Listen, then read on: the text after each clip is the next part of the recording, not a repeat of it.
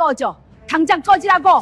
네가 뭔데? 네가 감히 이 자리에서 대학도 못 나온 게 여기서 설쳐? 창피한 줄 알아? 창피한 줄. 물이 뚝뚝 떨어졌습니다. 이수진은 눈을 감지 않았습니다. 고개를 숙이지도 않았습니다. 물에 젖은 얼굴로 가만히 서 있었습니다. 그녀가 천천히 입을 열었습니다. 아버님, 드릴 말씀이 있습니다. 도대체 이 여자는 누구이고 무슨 말을 하려는 걸까요? 그리고 왜 하필 물벼락을 맞은 그 순간에? 사연 시작 전 무료인 구독과 좋아요 눌러주시면 대박 납니다. 시간을 거슬러 올라가 보겠습니다. 서울 외곽 조용한 주택가 끝자락에 자리 잡은 2층 단독주택.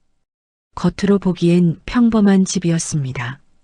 잘 가꿔진 정원, 새로 칠한 대문, 깔끔한 외벽. 지나가는 사람이라면 누구나 단란한 가정집이라 생각했을 겁니다. 하지만 그 안에는 평범하지 않은 질서가 있었습니다. 이 집의 모든 것은 한 사람의 기분에 따라 결정되었습니다. 오복자, 이 집의 안주인이자 실질적인 왕이었습니다. 그녀가 아침 식탁에 앉기 전까지 아무도 숟가락을 들지 못했습니다. 그녀가 기분이 좋은 날엔 집안이 숨죽여 돌아갔고 기분이 나쁜 날엔 반드시 무언가 터졌습니다. 그리고 그 불통은 언제나 같은 방향으로 날아갔습니다. 이수진. 이 집에서 이수진의 자리는 며느리가 아니었습니다. 며느리보다 훨씬 아래였습니다. 정확히 말하자면 자리 자체가 없었습니다. 그날 아침도 마찬가지였습니다. 수진은 새벽 5시 반에 일어났습니다. 아직 해도 뜨지 않은 시간이었습니다. 발소리를 죽이며 부엌으로 들어가 냉장고를 열었습니다. 물을 꺼내고 미역을 불리고 국을 올렸습니다. 손이 빨랐습니다. 군더더기가 없었습니다. 몇 년을 이 부엌에서 보낸 손이었습니다. 식탁이 차려질 무렵 오복자가 내려왔습니다. 잠옷 위에 카디건 하나 걸친 채로 슬리퍼를 질질 끌며 식탁 앞에 앉았습니다. 차려진 음식들을 위아래로 훑었습니다. 그리고 인상부터 찌푸렸습니다. 무국이야 또? 수진이 조용히 답했습니다. 소화에 좋다고 하셔서요, 어머니. 내가 언제?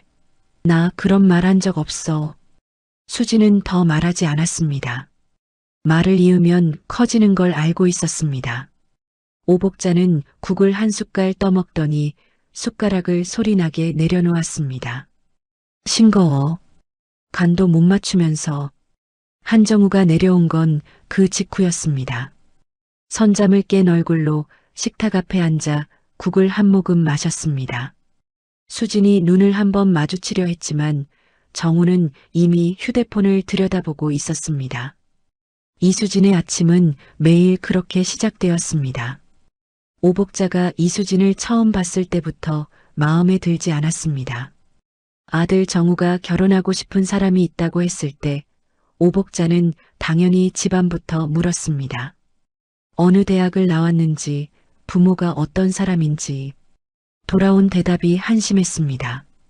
검정고시, 대학은 없음, 아버지는 사망, 어머니와 동생 둘을 혼자 건사하는 처지. 오복자는 그 자리에서 잘랐습니다. 안 돼. 절대 안 돼. 그런데 아들이 처음으로 고집을 부렸습니다. 늘 엄마 말이라면 꼼짝 못하던 정우가 그 한 가지만큼은 물러서지 않았습니다. 남편 한도식은 해외 출장 중이었습니다. 결국 오복자가 조건 하나를 달고 허락했습니다. 내 눈에 띄지 마. 그게 전부야. 이수진은 그 조건을 받아들였습니다. 그렇게 이 집에 들어왔습니다. 결혼 첫날부터 수진의 위치는 분명했습니다. 손님이 오면 2층 방에서 나오지 말라는 지시가 내려왔습니다.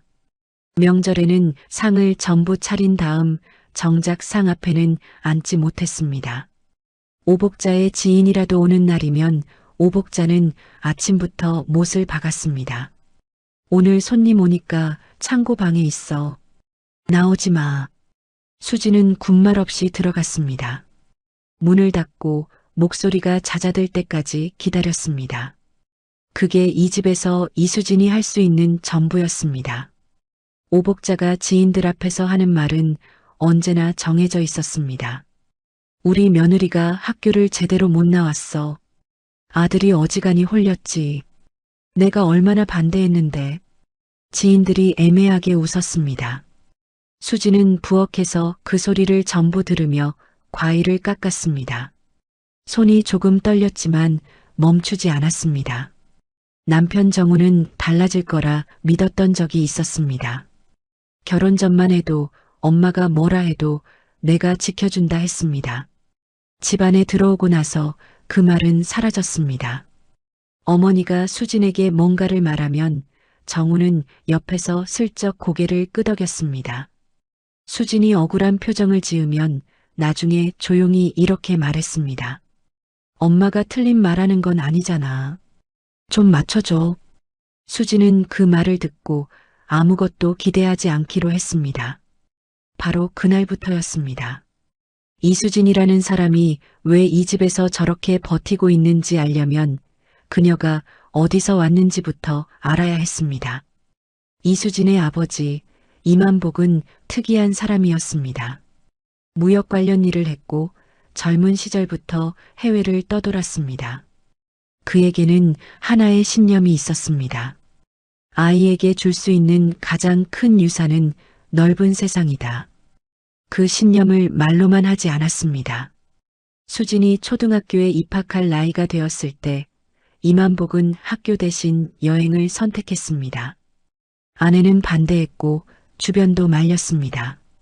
하지만 이만복은 흔들리지 않았습니다. 학교에서 배우는 건 나중에도 배울 수 있어. 세상은 지금 봐야 해.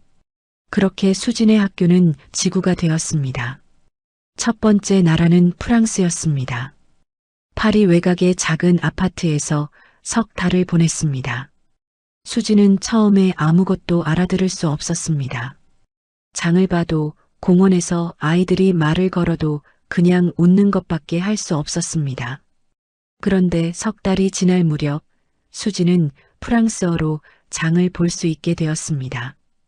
5달이 지나자 동네 할머니와 짧은 대화를 나눌 수 있었습니다.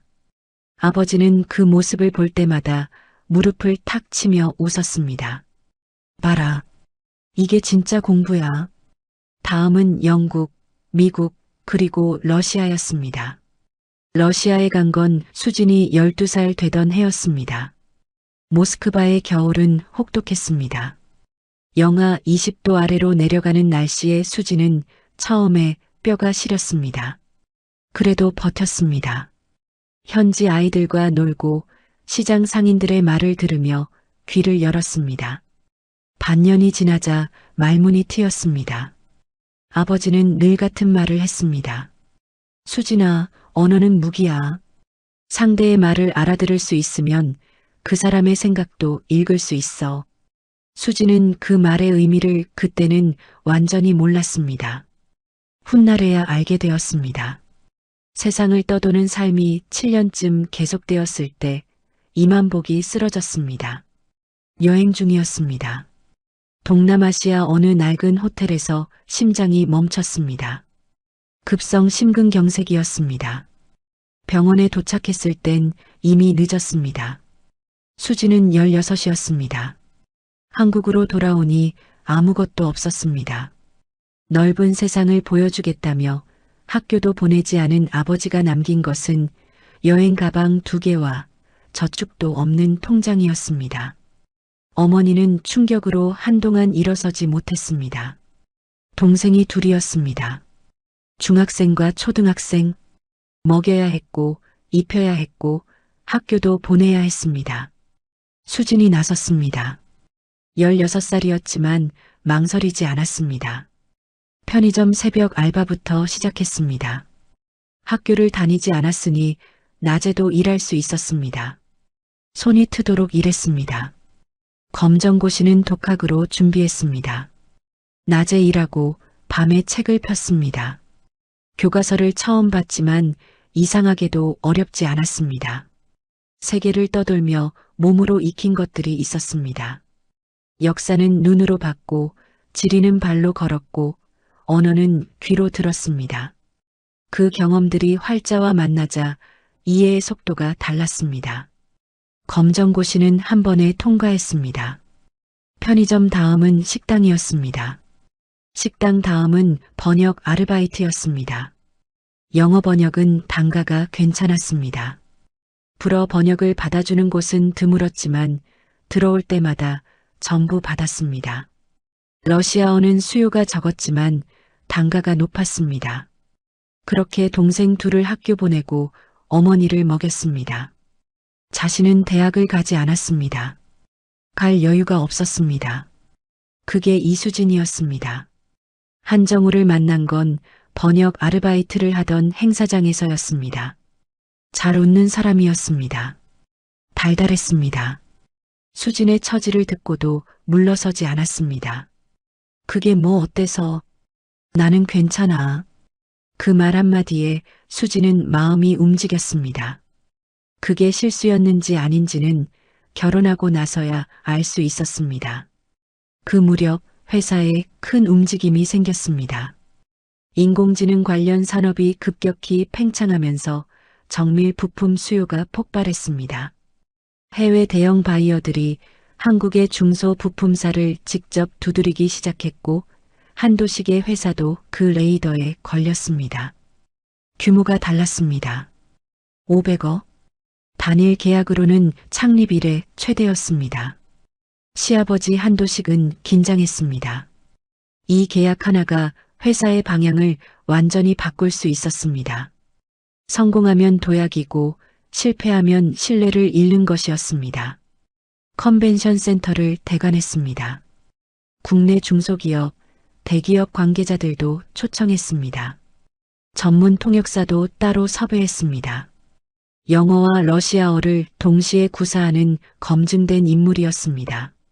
모든 준비가 갖춰져 있었습니다. 파티 이틀 전 저녁 오복자가 수진을 불렀습니다. 거실 소파에 앉아 리모컨을 손에 든 채로 수진을 서 있게 했습니다. 이번 행사 중요한 거 알지? 네, 어머니. 그러면 더 얌전히 있어야 해. 알아? 손님들 눈에 띄면 안 돼. 재수 없는 짓 하지 말고. 어떤 일을 하면 될까요? 오복자가 눈을 가늘게 떴습니다. 음식 날라. 접시 치워. 일용직처럼 움직여. 그게 내 자리야. 거기서 벗어나면 그날로 각오해. 수지는 고개를 숙였습니다. 알겠습니다, 어머니. 오복자는 코웃음을 쳤습니다.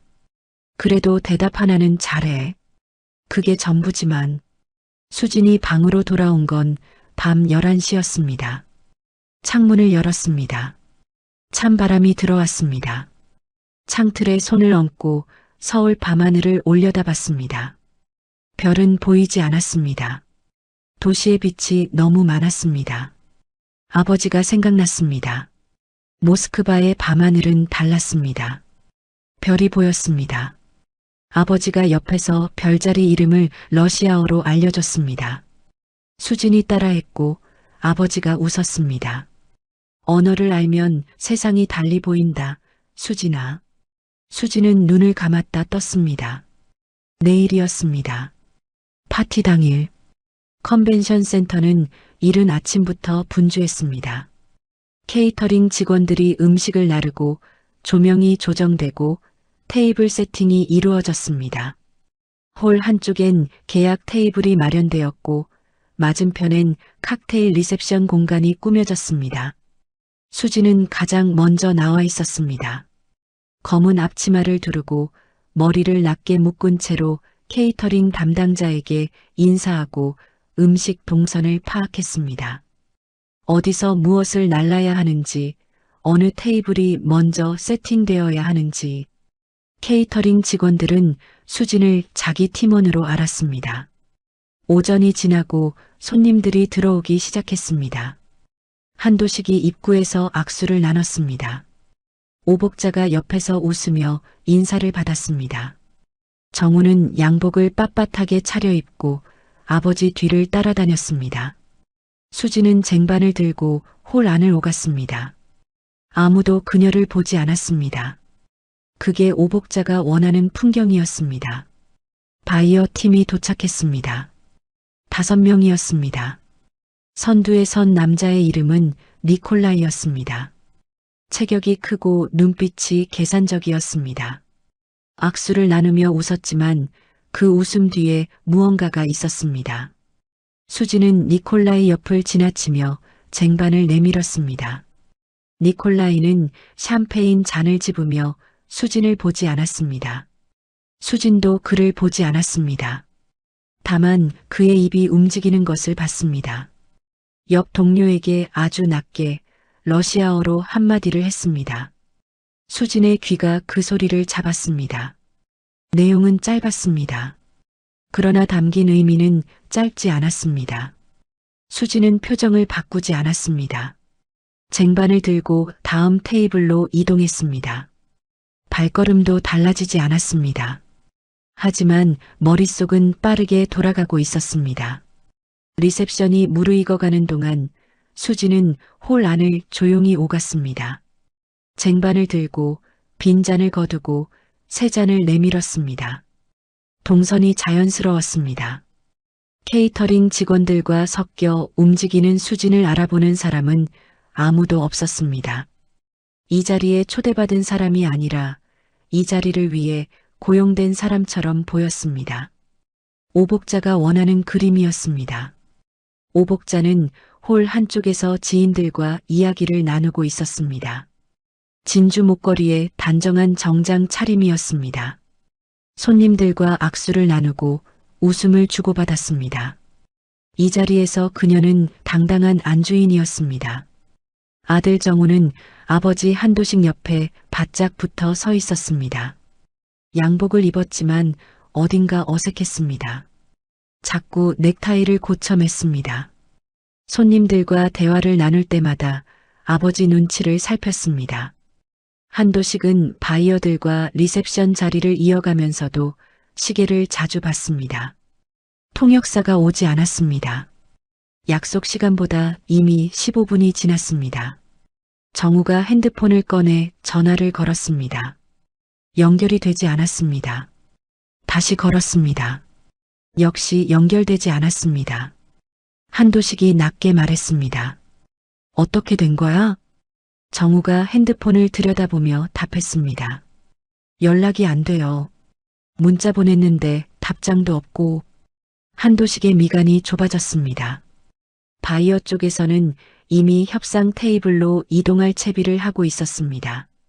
니콜라이가 손목시계를 슬쩍 내려다봤습니다. 기다리는 티는 내지 않았지만 그 눈빛은 달랐습니다. 분위기가 조금씩 어긋나기 시작했습니다. 한정우가 아버지에게 다가갔습니다. 아버지, 제가 할게요. 한도식이 아들을 봤습니다. 뭘? 영어요. 제가 어느 정도 돼요. 기본은 하잖아요. 한도식은 잠시 망설였습니다. 믿음보다 선택지가 없었습니다. 바이어들을 더 기다리게 할 수는 없었습니다. 잘할 수 있어? 네. 믿어보세요. 정우가 테이블에 자리를 잡고 앉았습니다. 니콜라이 쪽을 향해 여유 있는 미소를 지어 보였습니다. 니콜라이도 자리에 앉으며 짧게 고개를 끄덕였습니다. 협상이 시작되었습니다. 처음 몇 마디는 그럭저럭 이어졌습니다. 제품 개요, 납품 기간, 대략적인 물량. 정우는 간단한 영어로 받아쳤습니다. 한도식이 뒤에서 지켜보며 작은 숨을 내쉬었습니다. 아슬아슬하지만 넘어가나 싶었습니다. 그런데 니콜라이가 본론으로 들어오기 시작했습니다. 납품 단가 산정 방식, 하자 발생 시 처리 기준, 지연 납품 배상 비율, 이중 보증 조항의 적용 범위, 실무 용어들이 쏟아졌습니다. 계약 현장에서 쓰는 언어였습니다. 교과서 영어와는 차원이 달랐습니다. 정우의 얼굴에 땀이 맺혔습니다. 단어들이 낯설었습니다. 전공이 철학이었습니다. 그것도 정원 미달로 간신히 들어간 학과였습니다. 졸업하고 나서 실무 현장에 제대로 뛰어든 적도 없었습니다. 국제계약 용어는 그에게 사실상 외계어였습니다. 니콜라이가 다시 한번 물었습니다. 정우가 얼버무렸습니다. 엉뚱한 대답이 나왔습니다. 니콜라이 쪽 팀원들이 서로 눈빛을 주고받았습니다. 그 눈빛의 의미는 명확했습니다. 이 사람 모른다. 한도식은 테이블 뒤에 서서 그 장면을 지켜봤습니다. 아들의 등이 굳어가는 것이 보였습니다. 입술이 다물어지는 것이 보였습니다.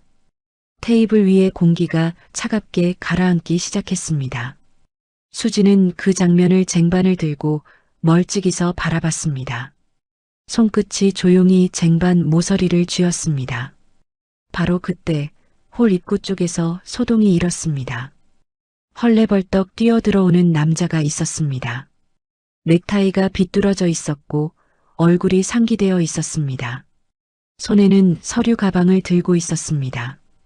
죄송합니다. 죄송합니다. 길이 막혀서.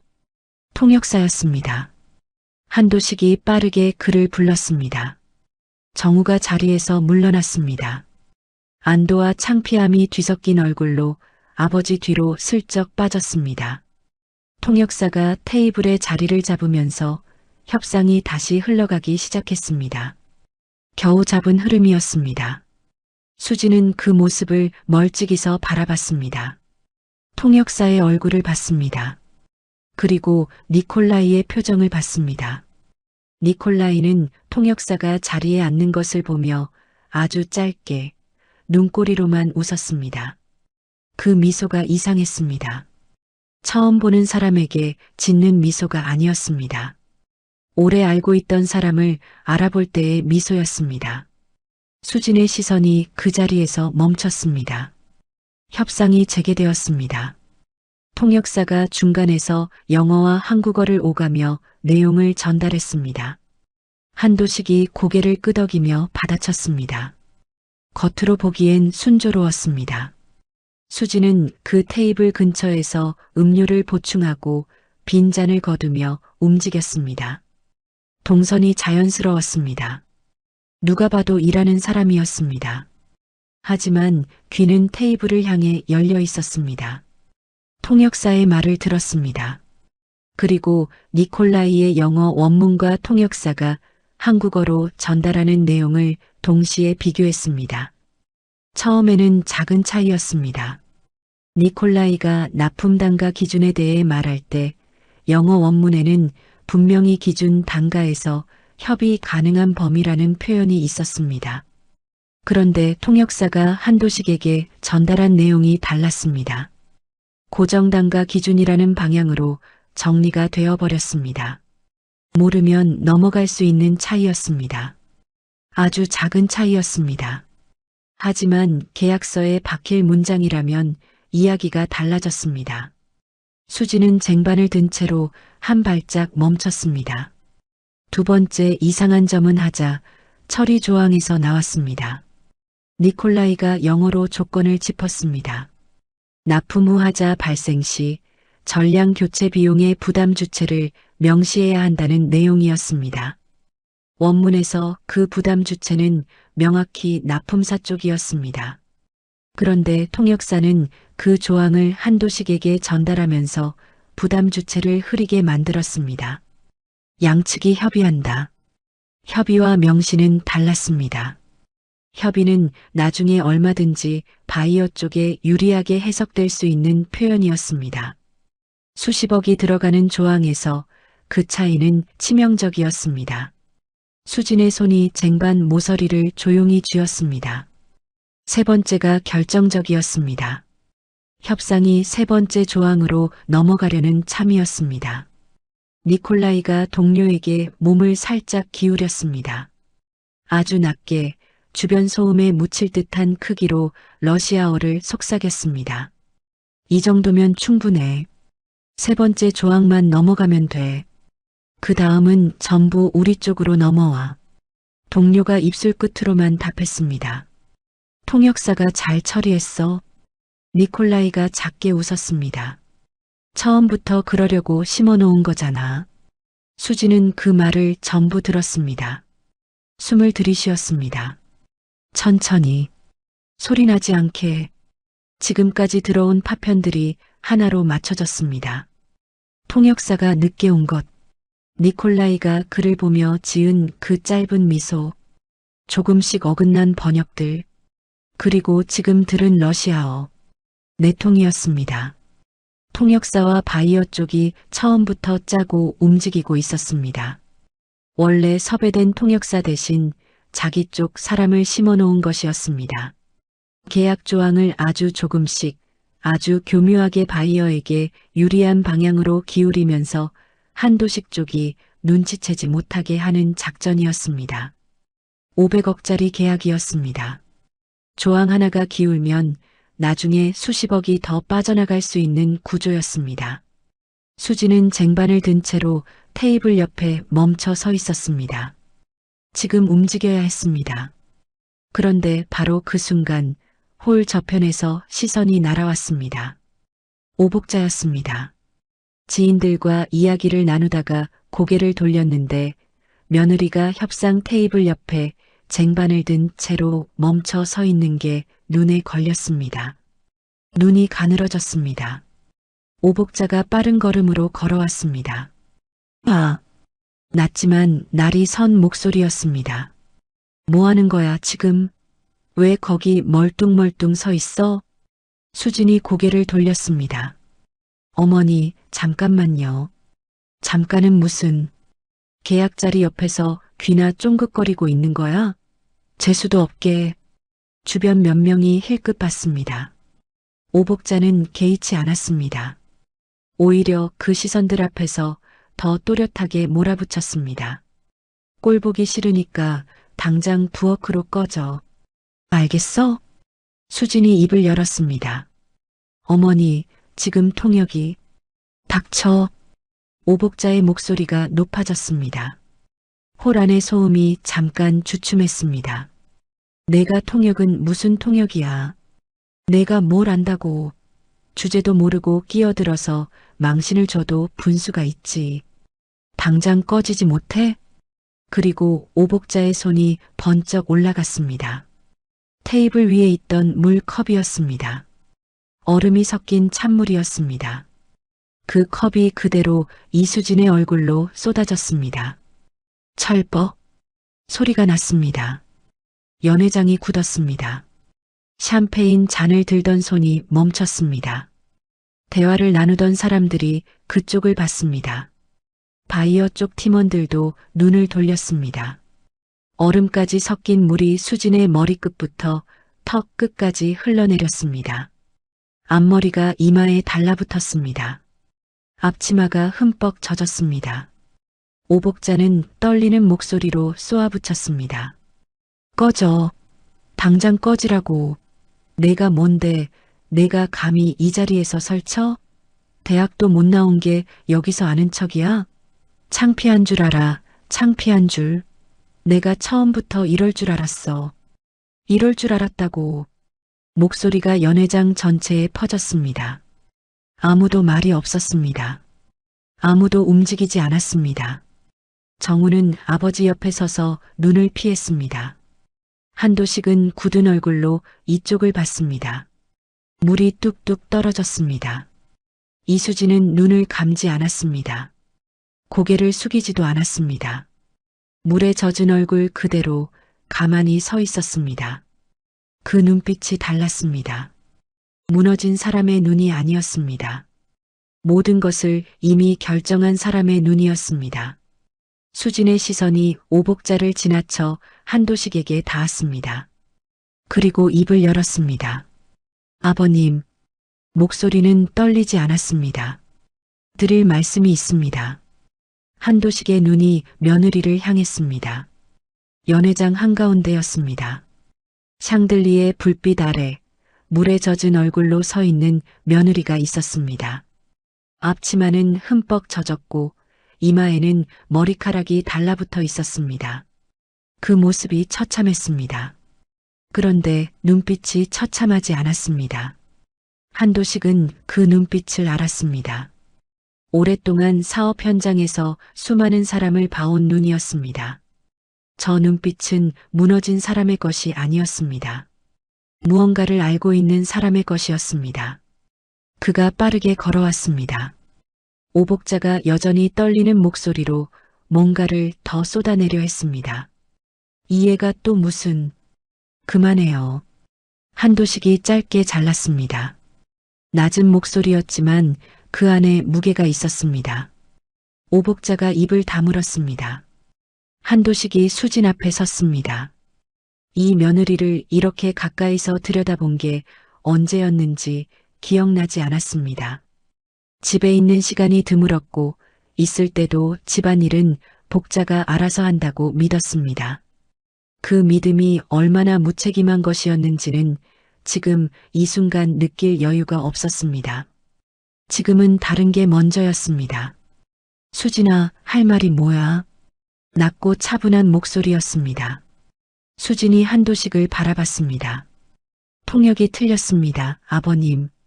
한도식의 눈썹이 움직였습니다. 뭐가 틀렸다는 거야? 수진이 목소리를 낮췄습니다. 테이블 쪽으로 들리지 않을 만큼. 지금 저 통역사가 전달하는 내용이 바이어 측 원문과 다릅니다. 조항마다 조금씩 바이어 쪽으로 기울어져 있습니다. 오복자가 옆에서 끼어들었습니다. 야, 이 애가 지금 무슨 소리를 하는 거야? 당신, 이해 좀. 한도식이 손을 들었습니다. 오복자가 멈췄습니다. 어떻게 안다는 거야? 수진이 답했습니다. 들었습니다. 뭘? 러시아어로 나눈 대화를요. 한도식의 눈이 가늘어졌습니다. 러시아어를 안다는 거야? 어릴 때 모스크바에서 살았습니다. 반년을 넘게. 한도식은 잠시 수진의 얼굴을 봤습니다. 이 며느리가 어떤 사람인지 자신이 얼마나 모르고 있었는지를 그 순간 처음 느끼는 표정이었습니다. 들은 게 뭔지 말해봐. 수진이 조용히 전달했습니다. 납품 단가 기준이 어떻게 바뀌었는지. 영어 원문에는 협의 가능한 범위였는데 통역사가 고정 단가 기준으로 뭉갰다는 것. 하자 처리 조항에서 납품사 부담이 명확히 명시되어 있었는데 양측 협의로 흐려졌다는 것. 그리고 방금 니콜라이가 동료에게 러시아어로 한 말. 세 번째 조항만 넘어가면 전부 우리 쪽으로 넘어온다고 했습니다. 그리고 통역사를 처음부터 심어놨다는 말도 했습니다. 한도식이 가만히 들었습니다. 홀 안의 소음이 계속 흘렀습니다. 누군가 웃었고 잔이 부딪혔고 음악이 낮게 깔렸습니다. 하지만 이 두 사람 사이의 공기는 그 소음과 완전히 분리되어 있었습니다. 수진이 말을 마쳤습니다. 한도식은 잠시 아무 말도 하지 않았습니다. 그러다 천천히 휴대폰을 꺼냈습니다. 통역사를 섭외한 회사에 직접 전화를 걸었습니다. 여보세요. 오늘 한도식 대표 쪽 행사 통역 담당하기로 한 분 말이에요. 지금 자리에 앉아 있는 분이 맞는 건지 확인하려고요. 전화 너머에서 잠시 웅성거리는 소리가 났습니다. 그리고 돌아온 말이 한도식을 굳게 만들었습니다. 저희 담당자분이 오늘 행사장으로 출발하시다가 갑자기 복통이 심해지셔서요. 근처 병원 응급실로 이송되셨습니다. 지금 치료 중이시고 저희 쪽에서 연락을 드리려고 했는데 혼선이 있었나 봐요. 정말 죄송합니다. 한도식이 전화를 끊었습니다. 눈앞에 테이블을 봤습니다. 멀쩡하게 앉아서 서류를 넘기고 있는 통역사를 봤습니다. 저 사람은 자신이 섭외한 통역사가 아니었습니다. 한도식의 얼굴에서 표정이 사라졌습니다. 그 얼굴을 아는 사람은 압니다. 50년 가까이 사업판을 굴러온 사람이 완전히 냉정해질 때 표정부터 지워진다는 것을 그가 수진에게 낮게 말했습니다. 수진아, 네 아버님. 지금 저 테이블에서 나오는 말 전부 통역해 줄 수 있어? 수진은 잠깐 멈췄습니다. 검은 앞치마를 두르고 있었습니다. 머리는 젖어 있었고 얼굴에는 아직 물기가 남아 있었습니다. 쟁반을 들고 음식을 나르던 손이었습니다. 그 손으로 쟁반을 옆 테이블에 내려놓았습니다. 네. 오복자는 그 장면을 홀 저편에서 보고 있었습니다. 남편이 며느리에게 뭔가를 낮게 말하고 며느리가 고개를 끄덕이는 게 보였습니다. 그리고 수진이 앞치마를 고쳐 매며 협상 테이블 쪽으로 걷기 시작했습니다. 쟁반도 없이 오복자의 눈이 커졌습니다. 저 애가 지금 어딜? 옆에 있던 지인이 조심스럽게 물었습니다. 저분이 누구야? 오복자는 대답하지 못했습니다. 수진이 협상 테이블 앞에 섰습니다. 니콜라이가 올려다봤습니다. 낯선 얼굴이었습니다. 아까 음식을 나르던 여자였습니다. 젖은 머리에 앞치마 차림이었습니다. 수진이 영어로 또렷하게 말했습니다. 저는 이 자리에서 통역을 맡겠습니다. 테이블이 굳었습니다. 니콜라이 옆에 앉아있던 가짜 통역사의 얼굴이 창백해졌습니다. 니콜라이가 느리게 눈을 깜빡이며 수진을 봤습니다. 그 눈빛 속에서 계산이 돌아가는 게 보였습니다. 저 여자 어디까지 아는가? 그가 동료에게 몸을 기울이며 러시아어로 낮게 속삭였습니다. 저 여자 러시아어 알아? 수진이 니콜라이를 바라봤습니다. 그리고 러시아어로 또렷하게 답했습니다. 압니다. 연회장의 순간 정적이 흘렀습니다. 니콜라이의 얼굴에서 여유가 지워졌습니다. 처음으로 표정이 흔들렸습니다. 한도식이 그 옆에 섰습니다. 수진은 계약서를 향해 시선을 내리며 자리를 잡았습니다. 물에 젖은 얼굴이었습니다. 구겨진 앞치마였습니다. 하지만 그 어떤 것도 지금 이 순간 그녀를 작아 보이게 하지 않았습니다. 처음부터 다시 시작하죠. 목소리는 낮고 단단했습니다. 가짜 통역사가 자리에서 일어나려 했습니다. 한도식이 그를 봤습니다. 말 한마디 없이 눈빛만으로 잘라냈습니다. 앉아요. 남자가 굳었습니다. 자리에 다시 앉았습니다. 한도식이 주변 직원에게 낮게 지시를 내렸습니다. 남자가 자리를 뜨지 못하도록 했습니다. 나중에 따로 처리할 일이었습니다. 그리고 협상이 다시 시작되었습니다. 이번엔 달랐습니다. 수지는 니콜라이가 영어로 꺼내는 말을 한국어로 옮겼습니다. 원문 그대로였습니다. 한 글자도 더하거나 빼지 않았습니다. 첫 번째 조항부터 다시 짚었습니다. 납품 단가 기준은 고정이 아닙니다. 기준 단가에서 협의 가능한 범위를 열어두는 조건입니다. 한도식의 눈빛이 달라졌습니다. 아까 통역사에게 들은 내용과 명확히 달랐습니다. 두 번째 조항, 하자 발생 시 전량 교체 비용은 납품사 부담으로 명시되어 있습니다. 양측 협의가 아닙니다. 원문에는 납품사 단독 부담이라고 적혀 있습니다. 한도식의 미간이 좁아졌습니다. 이 조항 하나만 해도 나중에 수십억이 걸린 문제였습니다. 니콜라이 쪽 팀원들이 서로 눈빛을 교환했습니다. 수지는 그 눈빛을 놓치지 않았습니다. 동시에 귀를 열어뒀습니다. 니콜라이 팀 사이에서 러시아어 소음이 오가기 시작했습니다. 세 번째 조항으로 넘어가기 직전이었습니다. 니콜라이가 동료에게 러시아어로 속삭였습니다. 이미 다 들킨 것 같아. 어떻게 할 거야? 동료가 답했습니다. 버텨. 증거가 없잖아. 수진이 한도식에게 고개를 살짝 기울이며 한국어로 낮게 전달했습니다. 지금 저쪽에서 들켰다고 판단하고 있습니다. 증거가 없으니 버티자고 합니다, 아버님. 그 말이 한국어로 떨어지는 순간 니콜라이의 얼굴이 완전히 굳었습니다. 테이블 위에 침묵이 깔렸습니다. 니콜라이가 처음으로 수진을 제대로 바라봤습니다. 음식을 나르던 여자였습니다. 젖은 머리에 구겨진 앞치마를 두른 여자였습니다. 그가 이 자리에 있다는 것조차 신경 쓰지 않았던 여자였습니다. 그 여자가 지금 이 계약 테이블의 주도권을 완전히 바꿔놓고 있었습니다. 니콜라이가 천천히 등받이에 몸을 기댔습니다. 팔짱을 꼈습니다. 그리고 수진에게 영어로 물었습니다. 당신은 누구요? 수진이 답했습니다. 이 회사 며느리입니다.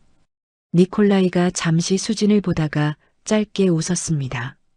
이번엔 계산이 아니라 다른 종류의 웃음이었습니다. 그가 한도식을 봤습니다. 그리고 러시아어로 말했습니다. 수진이 그대로 옮겼습니다. 당신 며느리가 대단하다고 합니다. 한도식이 수진을 봤습니다. 그리고 니콜라이를 봤습니다. 고맙소. 짧지만 묵직한 한마디였습니다. 니콜라이가 가져온 계약 조건들이 하나씩 원문 그대로 테이블 위에 펼쳐졌습니다. 수진의 통역은 흔들리지 않았습니다. 영어로 오는 말은 한국어로, 러시아어로 오가는 말은 실시간으로 한국어로 전달했습니다. 니콜라이 팀 사이에서 작은 소음으로 오가는 말까지도. 계약 조건들 속에는 독소 조항이 더 있었습니다. 세 번째 조항에 숨어 있는 지연 납품 배상 비율이었습니다. 원문에는 지연 일수에 따른 배상 비율이 누진 구조로 되어 있었습니다. 초반엔 작아 보이지만 기간이 길어질수록 납품사가 감당하기 어려운 금액으로 불어나는 구조였습니다. 수진이 그 조항을 한도식에게 그대로 설명했습니다. 숫자까지 정확하게. 한도식의 얼굴이 굳어졌습니다. 이 계약을 그냥 통과시켰다면 나중에 납기가 하루라도 밀리면 회사 전체가 흔들릴 수 있는 구조였습니다. 한도식이 계약서를 덮었습니다. 그리고 니콜라이를 정면으로 봤습니다. 한도식이 자리에서 일어났습니다. 천천히 서두르지 않고 양복 재킷의 단추를 한번 고쳐 잠그고 계약서를 한쪽으로 밀어냈습니다. 그리고 니콜라이를 정면으로 바라봤습니다. 50년 가까이 사업판을 굴러온 눈이었습니다. 사기꾼도 봤고 배신자도 봤고 웃으면서 뒤통수를 치는 사람도 숱하게 봤습니다. 그 눈이 지금 니콜라이를 향하고 있었습니다. 솔직하게 얘기합시다. 수진이 그 말을 영어로 옮겼습니다. 니콜라이의 표정이 굳었지만 흔들리지는 않았습니다. 그가 팔짱을 낀 채로 말했습니다.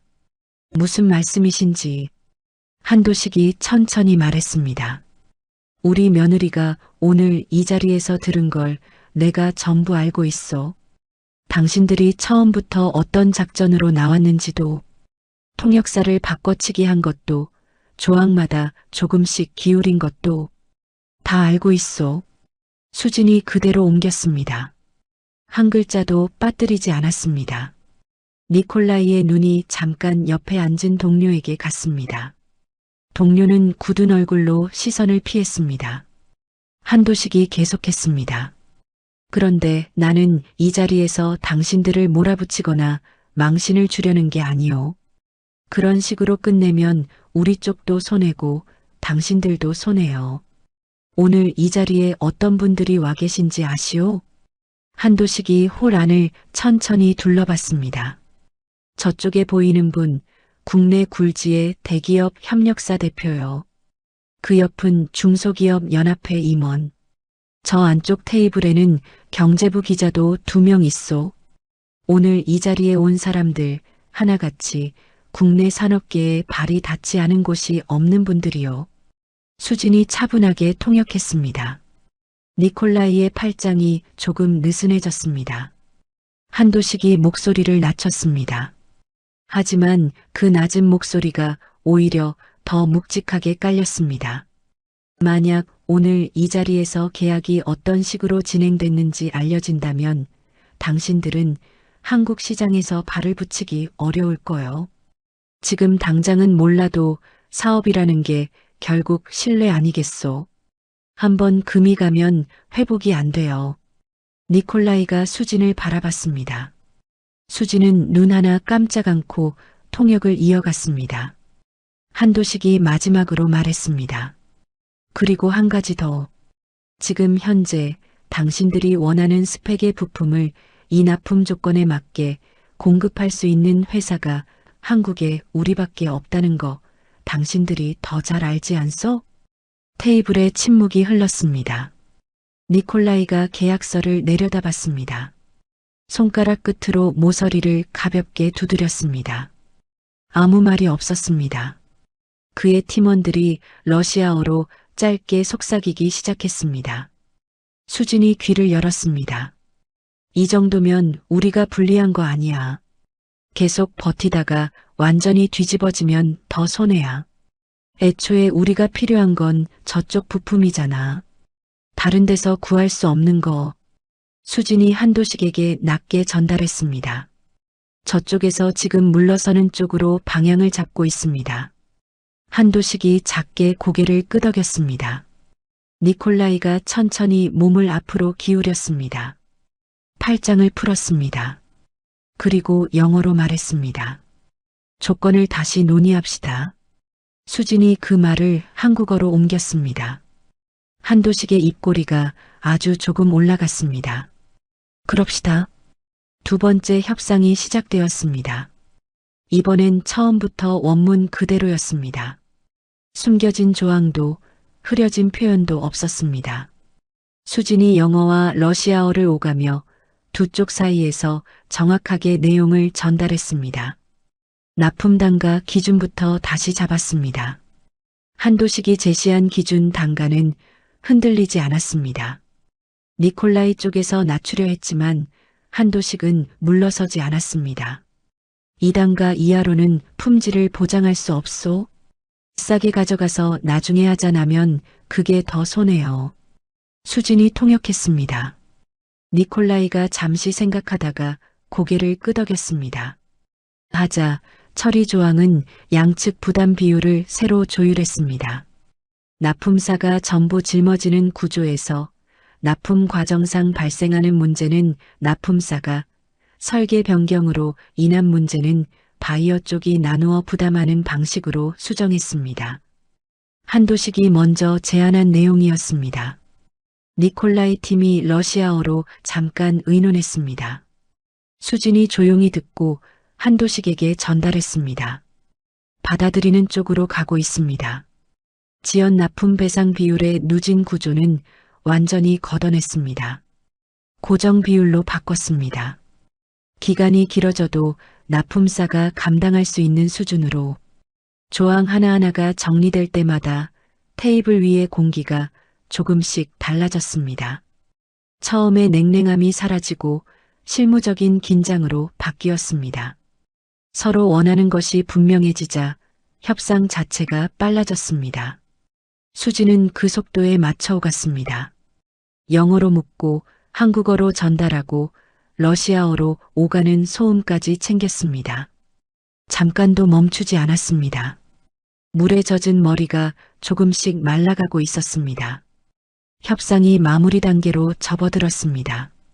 최종 계약서가 테이블 위에 펼쳐졌습니다. 수진이 조항 하나하나를 다시 훑었습니다. 영어 원문과 한국어 정리본을 동시에 확인했습니다. 빠진 것이 없었습니다. 흐려진 표현도 없었습니다. 수진이 한도식에게 고개를 끄덕였습니다. 이상 없습니다, 아버님. 한도식이 펜을 들었습니다.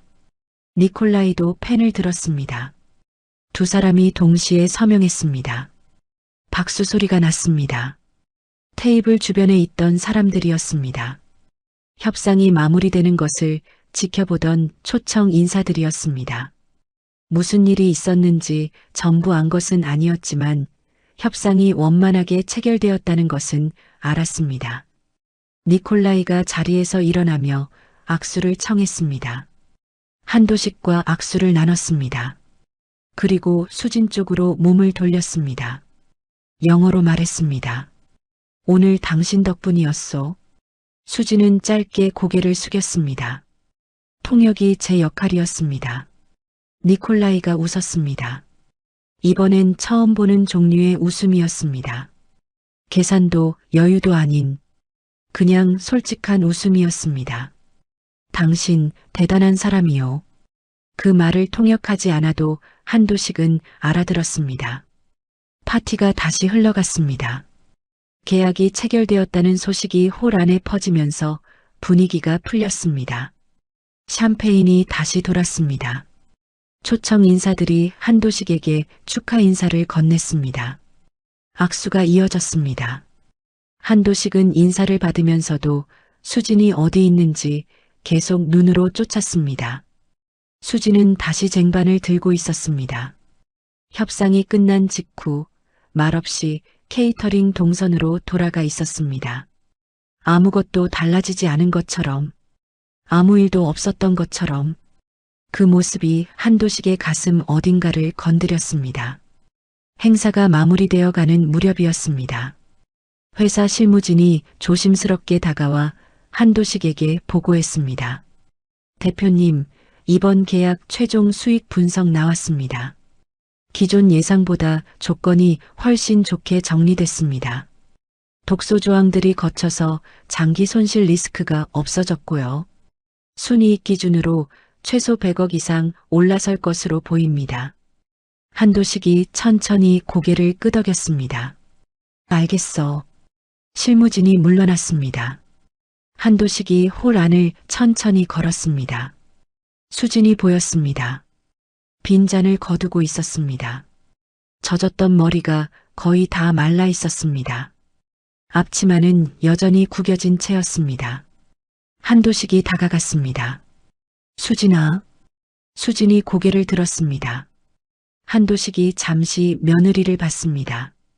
이 집에 들어온 지 몇 년이 지났습니다. 같은 집에 살면서도 이렇게 제대로 들여다본 건 처음이었습니다. 그가 말했습니다. 오늘 수고했어. 수진이 고개를 저었습니다. 아닙니다, 아버님. 아니긴. 오늘 회사 살린 게 너야. 수진이 아무 말도 하지 않았습니다. 한도식이 계속했습니다. 내가 내 며느리라서 정말 다행이다. 진심이야. 그 말이 공기 속으로 떨어졌습니다. 수진이 고개를 숙였습니다. 오래 숙이고 있었습니다. 눈가가 붉어지는 것을 들키고 싶지 않아서였습니다. 오복자는 홀 저편에서 그 장면을 보고 있었습니다. 남편이 며느리에게 뭔가를 말하고 있었습니다. 며느리가 고개를 숙이고 있었습니다. 어떤 내용인지는 들리지 않았습니다. 하지만 남편의 표정이 낯설었습니다. 저 표정은 오복자가 아는 남편의 얼굴이 아니었습니다. 중요한 사람을 대할 때 짓는 얼굴이었습니다. 오복자가 자리에서 일어나 그쪽으로 걸음을 옮겼습니다. 지인이 뒤에서 말을 걸었지만 들리지 않았습니다. 홀 안에 웃음소리가 넘쳤습니다. 그 웃음 속에서 오복자만 홀로 굳어 있었습니다.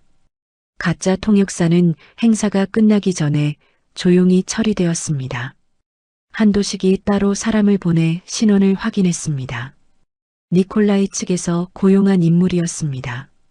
한국에 거주하는 러시아계 사업 브로커였습니다. 한도식이 경찰 신고 여부를 검토했지만 계약이 이미 정상적으로 체결된 상황이었습니다. 실질적 피해가 없는 상태에서 문제를 키우는 게 득이 될 게 없었습니다. 대신 해당 인물의 정보를 업계 쪽에 조용히 흘렸습니다. 다시는 이런 자리에 끼어들지 못할 것이었습니다. 니콜라이는 귀국 전 한도식에게 짧은 메시지를 보냈습니다. 다음 거래는 정직하게 하겠소. 한도식이 그 메시지를 읽고 짧게 웃었습니다. 사람이 바뀌는 건 아니었습니다. 다음 거래가 있을 때 다시 보면 알 일이었습니다. 하지만 오늘은 충분했습니다. 행사가 완전히 끝나고 홀이 비어가기 시작했습니다. 케이터링 직원들이 테이블을 정리했습니다. 조명이 조금씩 꺼졌습니다. 손님들이 인사를 나누며 빠져나갔습니다. 수지는 마지막까지 남아서 정리를 도왔습니다. 오복자가 먼저 차에 탔습니다. 정우가 그 뒤를 따랐습니다. 한도식은 실무진과 마지막 인사를 나눴습니다. 주차장으로 나오면서 한도식이 수진을 불렀습니다. 같이 타자. 수진이 잠깐 멈췄습니다. 네, 아버님. 차에 탔습니다. 오복자가 조수석에서 앞만 보고 있었습니다. 정우가 뒷좌석 창문 쪽에 기대어 핸드폰을 보고 있었습니다. 수진이 그 옆에 앉았습니다. 차가 출발했습니다. 아무도 말을 하지 않았습니다. 한도식이 앞을 보며 운전했습니다. 백미러로 뒷좌석을 한번 봤습니다. 수진이 창밖을 바라보고 있었습니다. 표정이 없었습니다. 아무것도 드러내지 않는 얼굴이었습니다. 저 여자가 오늘 이 집에서, 이 차 안에서 얼마나 오랫동안 저 표정을 지어왔을지 한도식은 그 생각을 하며 시선을 앞으로 돌렸습니다. 서울밤이 차창 밖으로 흘렀습니다. 집에 돌아온 건 밤 11시가 넘어서였습니다. 현관문이 열리고 불이 켜졌습니다. 오복자가 먼저 들어와 카디건을 소파에 던졌습니다. 정우가 그 뒤를 따라 들어오며 넥타이를 풀었습니다. 한도식이 마지막으로 들어오며 문을 닫았습니다. 수진이 조용히 신발을 벗었습니다. 오늘 하루가 몸 안에서 무겁게 가라앉아 있었습니다. 이른 아침부터 밤까지 쟁반을 들고 홀을 오가던 시간들, 러시아어를 들으며 멈춰 서던 순간, 얼굴로 쏟아진 찬물, 그리고 협상 테이블 앞에 섰던 그 자리, 다 지나갔습니다. 지금은 한 가지만 남아 있었습니다. 수진이 오복자를 향해 돌아섰습니다. 어머니, 오복자가 소파에 앉으며 리모컨을 집었습니다. 수진 쪽을 보지 않았습니다. 어머니, 오늘 저한테 하신 일 때문에 드릴 말씀이 있습니다. 오복자의 손이 멈췄습니다. 천천히 고개를 돌렸습니다. 오복자의 눈빛은 싸늘했습니다. 반성이 없었습니다. 미안함도 없었습니다. 오히려 불편하다는 기색이 역력했습니다. 뭘 또? 수진이 똑바로 섰습니다. 오늘 손님들 앞에서 저한테 물을 끼얹으셨습니다. 이유가 없었습니다. 저는 그 자리에서 아버님과 회사를 위해 움직이고 있었습니다. 그 일에 대해 사과를 받고 싶습니다. 오복자가 코웃음을 쳤습니다. 사과? 네. 내가 왜? 수진이 말을 이었습니다. 부당한 일이었습니다, 어머니. 저는 부당해? 오복자가 벌떡 일어났습니다. 야, 내가 주제를 알아야지. 내가 거기서 설친 거잖아. 음식이나 나르라고 했더니 계약 테이블 앞에서 설쳐? 그게 내 자리야? 내가 물 좀 뿌린 게 뭐가 잘못이야. 오히려 내가 참은 거지. 수진의 눈빛이 달라졌습니다. 지금 잘못하셨다고 생각 안 하시는 겁니까? 잘못? 내가? 오복자가 손을 저었습니다. 내가 주제넘게 나선 거야. 처음부터 끝까지. 오늘 일도 다 내가 자초한 거고. 나한테 사과받으러 왔어? 어이가 없어서. 정우는 소파 옆에 서서 시선을 피했습니다. 어머니도 아내도 보지 않았습니다. 아무것도 안 보이는 척 핸드폰을 들여다봤습니다. 수진이 정우를 봤습니다. 정우는 끝내 눈을 마주치지 않았습니다. 그 순간이었습니다. 이 여편 내가. 한도식의 목소리가 거실을 갈랐습니다. 조용히 계단 입구에 서 있던 한도식이었습니다. 언제부터 듣고 있었는지 몰랐습니다. 얼굴이 붉어져 있었습니다. 목에 핏줄이 서 있었습니다. 오복자가 화들짝 돌아봤습니다. 당신. 닥쳐. 한도식이 거실로 걸어 들어왔습니다. 발소리가 묵직했습니다. 오늘 저 애가 뭘 한 줄 알아? 500억짜리 계약에서 독소 조항을 전부 잡아냈어. 내통한 가짜 통역사를 걸러냈어. 영어로 통역하고 러시아어까지 다 챙겨서 계약을 완전히 새로 잡아냈다고. 그 결과로 회사 순이익이 100억 이상 올라가게 생겼어. 오복자가 입을 열었습니다. 그게 뭐? 그런 사람한테 당신이 오늘 뭘 했어? 목소리가 낮아졌습니다. 낮아질수록 더 무서웠습니다. 손님들 다 보는 앞에서 얼굴에 물을 끼얹었잖아. 그것도 얼음물을. 내 며느리한테. 오복자의 얼굴이 굳었습니다. 그건 내가 몰랐으니까. 몰랐으면 가만히 있었어야지. 한도식의 주먹이 소파 등받이를 내려쳤습니다. 쿵 소리가 났습니다. 오복자가 움츠러들었습니다. 정우도 핸드폰을 내렸습니다. 한도식이 오복자를 똑바로 봤습니다. 당신 지금 당장 수진이한테 사과해.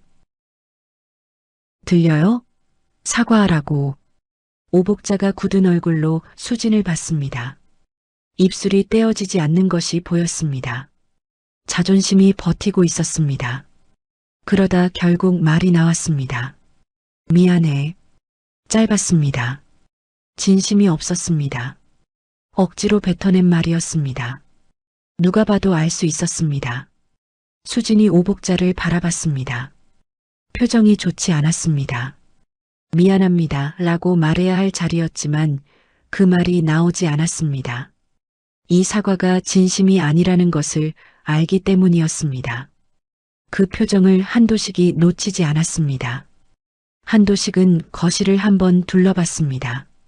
아내, 아들, 그리고 며느리. 이 집안에서 무언가가 오랫동안 잘못되어 왔다는 것을 그는 이제 느끼고 있었습니다. 해외에 나가 있느라 몰랐다고 했지만 사실 보려 하지 않았던 것이었습니다. 그가 자리에 앉았습니다. 잠깐 다 앉아. 아무도 먼저 움직이지 않다가 하나씩 자리를 잡았습니다. 오복자가 소파에, 정우가 그 옆에, 수진이 조금 떨어진 자리에. 한도식이 핸드폰을 꺼냈습니다. 전화를 걸었습니다. 신호음이 2번 울리고 연결되었습니다. 여보게 나야. 미안한데 지금 잠깐 시간 돼? 젊은 시절부터 옆에 두고 가장 믿어온 비서였습니다. 20년을 함께한 사람이었습니다. 한도식이 자리를 비울 때 집안 사정을 가장 가까이서 지켜본 사람이기도 했습니다. 집에 며느리가 어떤 취급을 받았는지 아는 대로 말해줘. 솔직하게. 전화 너머에서 잠시 침묵이 흘렀습니다. 비서가 말하기 시작했습니다. 한도식은 들었습니다.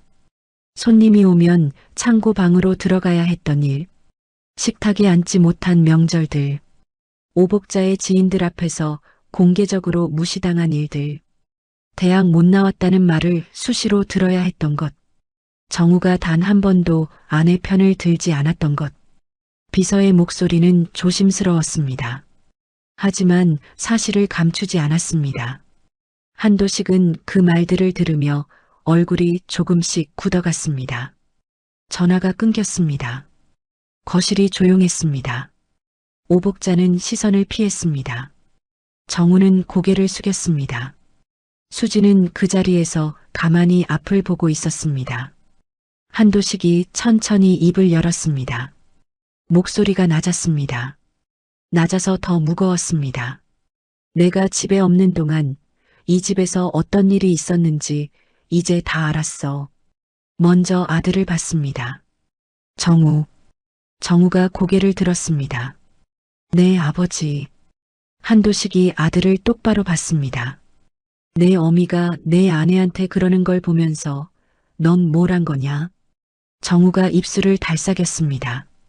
그게 어머니가 하시는 말씀이 틀린 건 아니니까. 닥쳐. 정우가 굳었습니다. 마마보이 짓을 그대로 두고 지켜본 건 내 실책이야. 그건 인정해.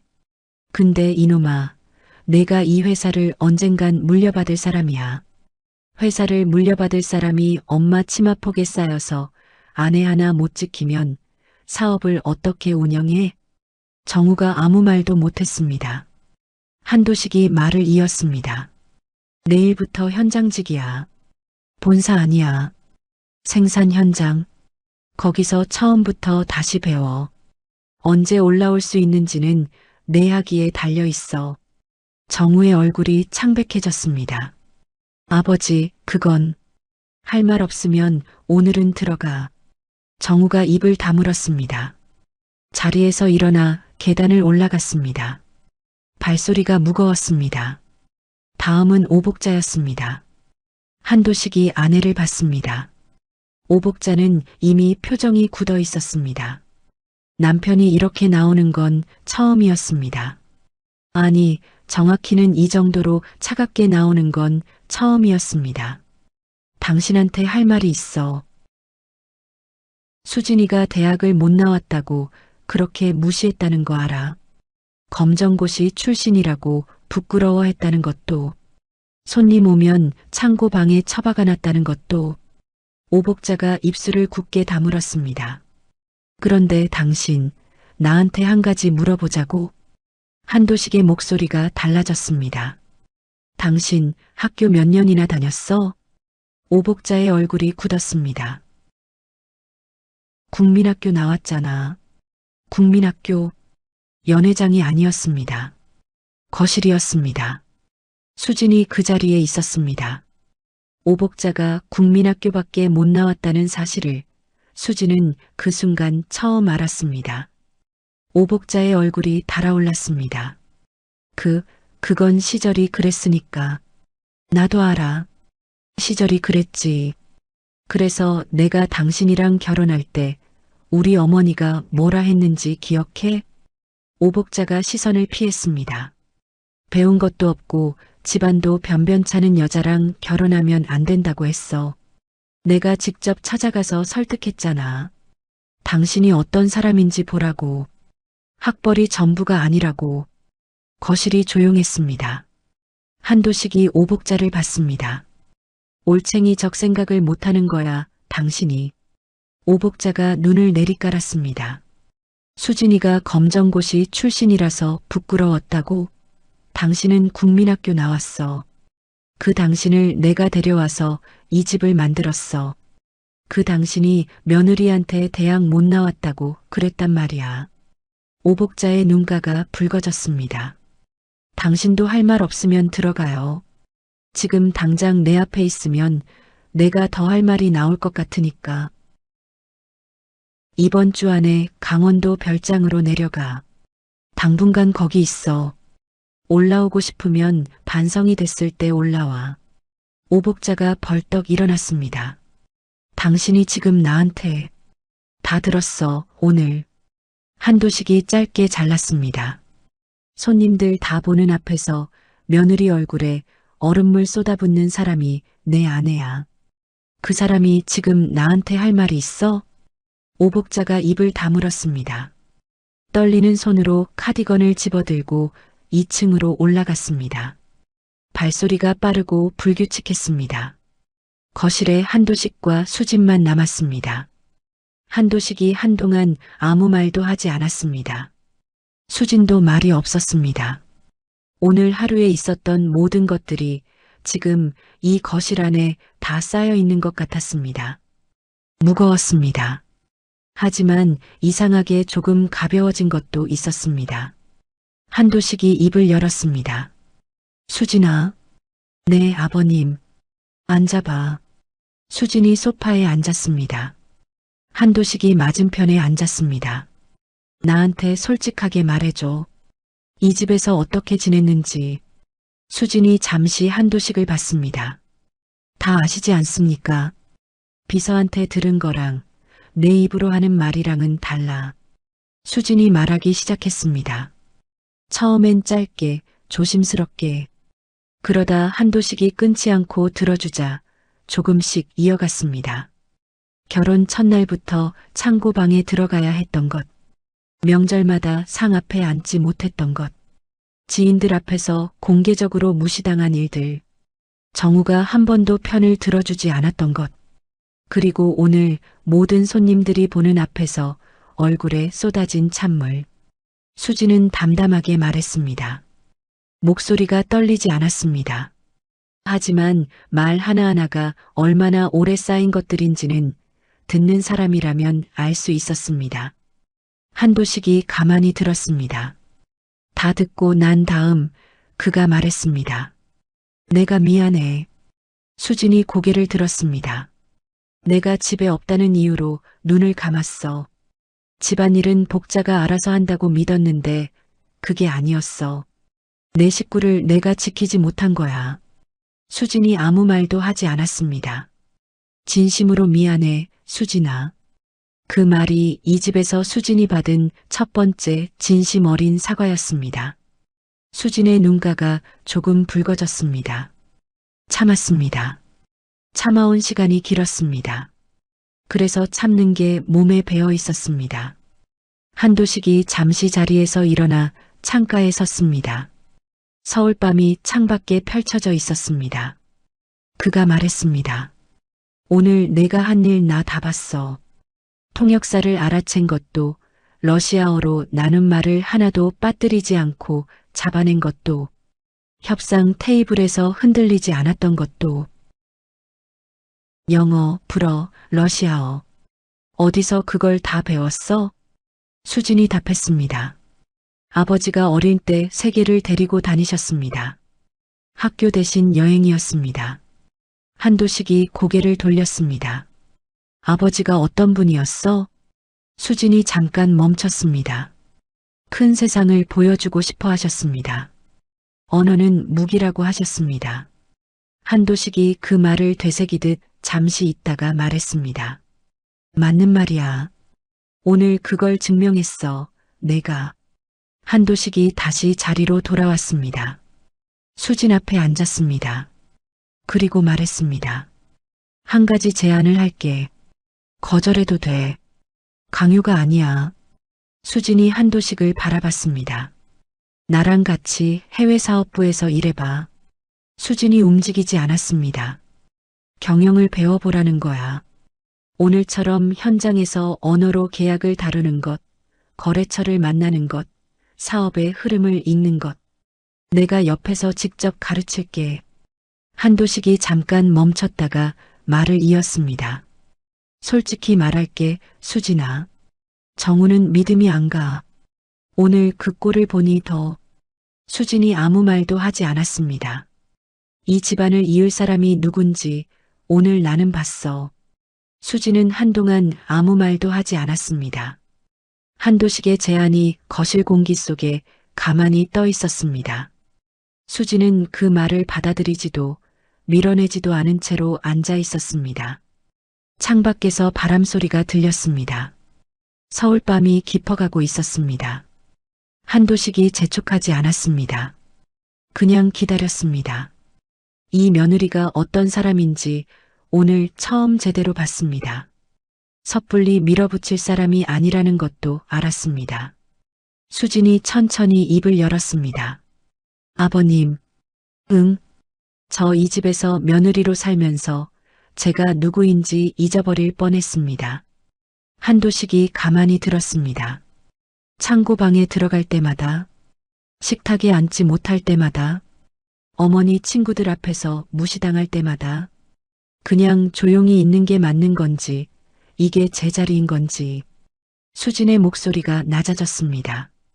오늘 그 자리에서 통역을 하면서 처음으로 다시 제가 된 것 같았습니다.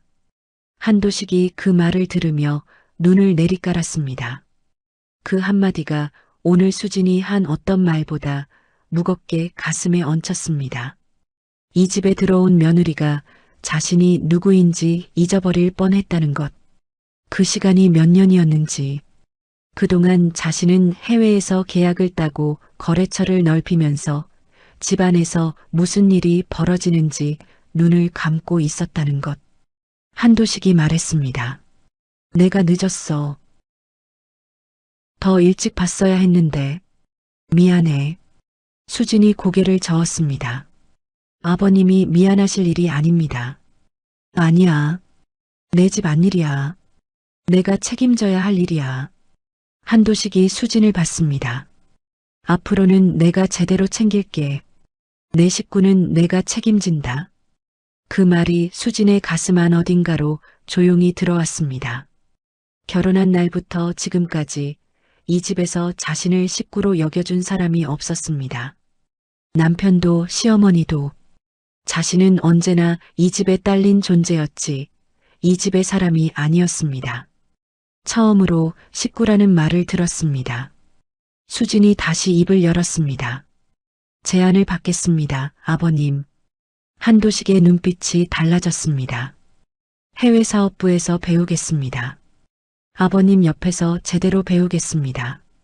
한도식이 고개를 끄덕였습니다. 잘 생각했어. 대신 한 가지만 부탁드려도 될까요? 말해봐. 수진이 한도식을 똑바로 봤습니다. 며느리로서가 아니라 제 이름으로 일하고 싶습니다. 이수진으로. 한도식이 잠시 수진을 바라봤습니다.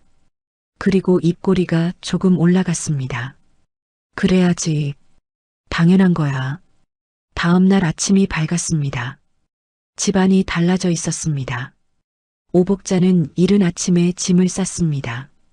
강원도 별장으로 내려가기 전 거실에서 남편과 짧게 눈이 마주쳤습니다.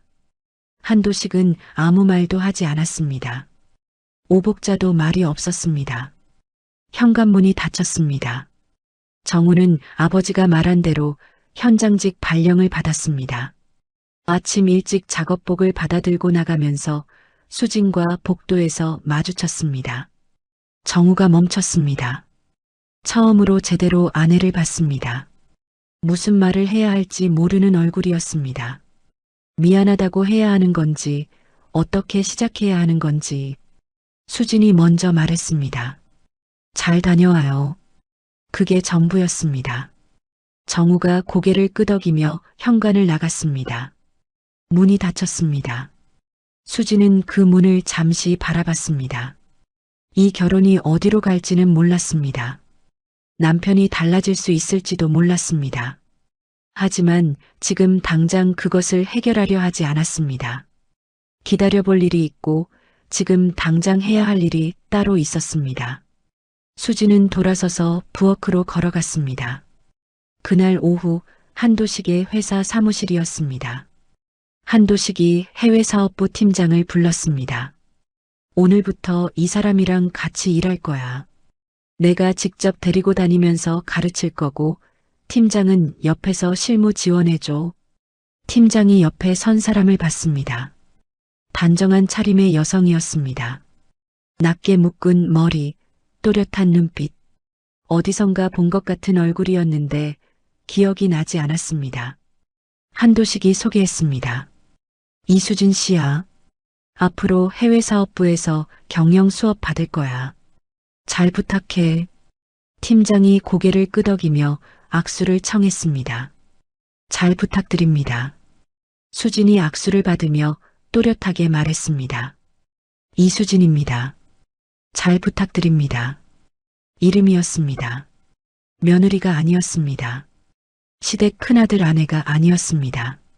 누구의 뒤에 딸린 사람이 아니었습니다. 이수진. 그 이름이 처음으로 이 공간에서 자기 것이 되었습니다. 첫 번째 업무는 동유럽 거래처와의 사전 미팅이었습니다. 한도식이 수진을 데리고 회의실에 들어갔습니다. 화상으로 연결된 상대방은 폴란드 부품 유통업체의 담당자였습니다. 영어로 진행되는 미팅이었습니다. 한도식이 수진에게 말했습니다. 오늘은 옆에서 들어. 내가 진행할게. 수진이 고개를 끄덕였습니다. 미팅이 시작되었습니다. 한도식이 제품 스펙과 납품 조건을 설명했습니다. 담당자가 질문을 이어갔습니다. 한도식이 받아쳤습니다. 그런데 한 대목에서 담당자가 폴란드어로 옆 사람에게 낮게 말했습니다. 수진이 메모지에 뭔가를 적었습니다. 한도식 앞으로 살짝 밀었습니다. 한도식이 내려다봤습니다. 지금 납기 조건에 대해 내부적으로 더 당길 수 있는지 의논하고 있습니다. 여유 있게 제시하셔도 됩니다. 한도식이 눈을 들어 수진을 봤습니다. 폴란드어도 알아? 수진이 조용히 답했습니다. 슬라브어 계열은 러시아어랑 겹치는 부분이 많습니다. 완벽하진 않지만 윤곽은 잡힙니다. 한도식이 잠시 수진을 보다가 천천히 웃었습니다.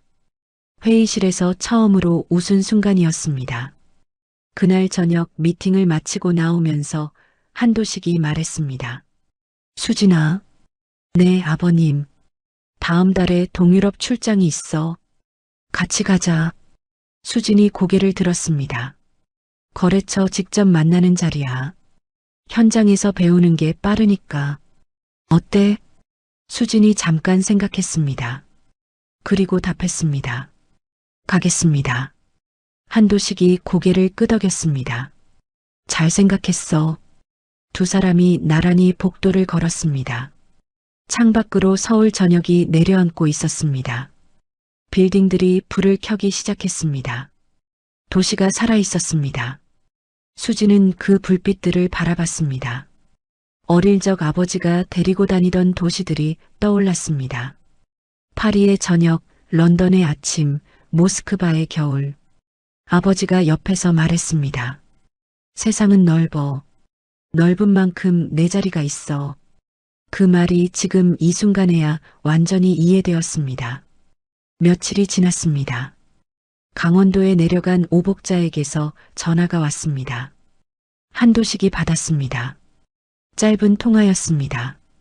오복자의 목소리는 평소보다 낮았습니다. 기세가 꺾인 목소리였습니다. 내가 잘못했어요. 한도식이 아무 말도 하지 않았습니다. 수진이한테, 그리고 당신한테도. 알아요. 언제 올라가도 돼요? 한도식이 잠시 생각했습니다. 조금 더 있어요. 생각 정리되면 올라와요. 올라와서 수진이 직접 만나서 얘기해요. 내가 보는 앞에서. 오복자가 말이 없었습니다. 할 수 있어요? 할게요. 전화가 끊겼습니다. 한도식이 핸드폰을 내려놓았습니다. 창밖을 바라봤습니다. 오복자가 완전히 달라질 거라고 기대하지는 않았습니다. 사람이 하루아침에 바뀌지는 않는다는 걸 알았습니다. 하지만 꺾이는 게 있었습니다. 그 꺾임에서부터 무언가가 시작될 수 있었습니다.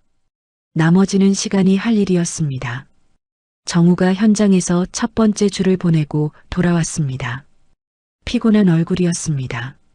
손에 굳은 살이 생기기 시작했습니다. 저녁을 먹고 나서 수진과 거실에 단둘이 남게 되었습니다. 정우가 먼저 말을 꺼냈습니다. 나 현장 가보니까. 수진이 차를 마시며 들었습니다.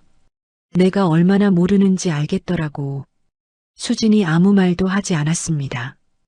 회사 어떻게 돌아가는지, 사람들이 어떻게 일하는지, 나 그거 하나도 몰랐어. 정우가 손을 내려다봤습니다. 그리고 너한테 내가 많이 잘못했어. 수진이 차 잔을 내려놓았습니다. 그래요. 미안해. 짧은 말이었습니다. 하지만 이번엔 억지가 없었습니다. 오복자처럼 떠밀려서 나오는 말이 아니었습니다. 정우 자신에게서 나온 말이었습니다. 수진이 잠시 정우를 바라봤습니다. 당장 다 괜찮아질 수는 없어요. 정우가 고개를 끄덕였습니다. 알아. 하지만 달라지려고 하면 볼게요. 정우가 수진을 봤습니다. 수진이 눈을 피하지 않았습니다. 그 눈빛 안에 있는 것을 정우는 처음으로 제대로 봤습니다. 이 여자가 얼마나 오래 버텨왔는지, 얼마나 많은 것을 혼자 감당해왔는지. 정우가 말했습니다. 기회 줘서 고마워. 그 주 금요일 저녁이었습니다. 한도식이 가족을 식탁에 불러 모았습니다. 정우가 왔습니다. 수진이 왔습니다. 오복자는 여전히 강원도에 있었습니다. 세 명이 식탁에 앉았습니다. 수진이 차린 밥상이었습니다. 무국이 올라와 있었습니다. 한도식이 숟가락을 들기 전에 말했습니다. 한 가지만 얘기하자. 두 사람이 봤습니다. 이 집 식구는 앞으로 식구답게 살자. 그게 전부야. 짧았습니다. 하지만 무거웠습니다. 정우가 고개를 끄덕였습니다. 수진이 숟가락을 들었습니다. 오늘은 식탁 앞에 앉아 있었습니다. 창고방이 아니었습니다. 부엌 한 구석이 아니었습니다. 식탁이었습니다. 이 집의 식구로서 무국에서 김이 올라왔습니다. 한도식이 한 숟갈 떠먹었습니다. 잘 됐네. 수진이 고개를 들었습니다. 한도식이 말했습니다. 국간이 딱 맞아. 거실에 작은 웃음소리가 흘렀습니다. 오래된 집안에 처음 듣는 종류의 소리였습니다. 수진의 첫 번째 해외 출장은 다음 달 프라하였습니다. 한도식과 함께 출발하는 날 아침, 수진은 여행 가방을 쌌습니다. 캐리어 위에 손을 얹었습니다. 어릴 적 아버지와 처음 여행을 떠나던 날이 떠올랐습니다. 설레고 무섭고 기대되던 그 느낌. 세상이 얼마나 넓은지 몰라서 두근거리던 그 마음. 그 마음이 지금 다시 왔습니다. 달랐습니다. 그때는 아버지 손을 잡고 가는 아이였습니다. 지금은 자기 이름을 가진 사람으로 가는 것이었습니다. 이수진. 수진이 캐리어를 끌고 현관으로 나갔습니다. 한도식이 차 앞에서 기다리고 있었습니다. 준비됐어?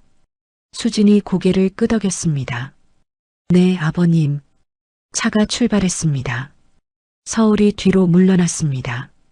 창밖으로 도시가 흘렀습니다. 수진은 그 풍경을 바라봤습니다. 눈빛이 달랐습니다. 이 집에 처음 들어오던 날의 눈빛이 아니었습니다. 창고 방문을 닫고 앉아있던 날들의 눈빛이 아니었습니다. 앞을 보는 눈이었습니다. 자기 자리를 향해 걸어가는 사람의 눈이었습니다. 아버지가 옳았습니다. 세상은 넓고 넓은 만큼 자리가 있었습니다. 이수진의 자리는 이제 시작이었습니다. 이 사연 속 이야기 어떻게 생각하시나요? 댓글로 여러분의 의견을 남겨주세요. 재미있으셨다면 무료인 구독과 좋아요 꼭 부탁드려요. 다음에도 재미있는 사연으로 찾아뵙겠습니다.